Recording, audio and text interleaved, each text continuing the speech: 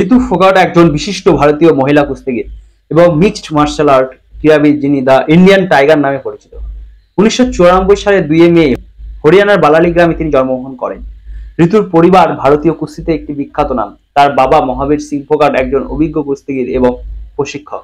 মাত্র 8 বছর বয়সে বাবার পরিচালনায় কুস্তি শুরু করেছিলেন ঋতু। ঋতু ফোগাট তার কুস্তি জীবনে অনেক উল্লেখযোগ্য অর্জন করেছেন।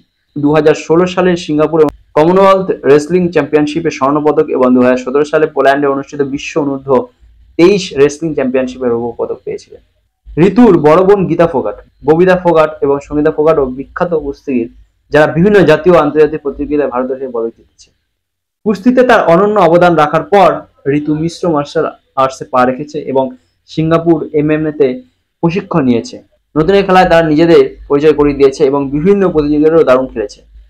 ঋতু ফোগাটের পরিবার ধর্মীয় ও ঐতিহ্যগত হিন্দু রীতিনীতি অনুসরণ করে। তার মা শোভা দয়া কৌর একজন গৃহবধূ। পরিবারের সমর্থন ও অনুপ্রেরণায় জীবনের সাফল্য অর্জন করেছেন ঋতু। তার কঠোর পরিশ্রম ও উৎসাহসর্জন তাকে ভারতীয় ক্রীড়া শিল্পে একটি গুরুত্বপূর্ণ স্থান দিয়েছে।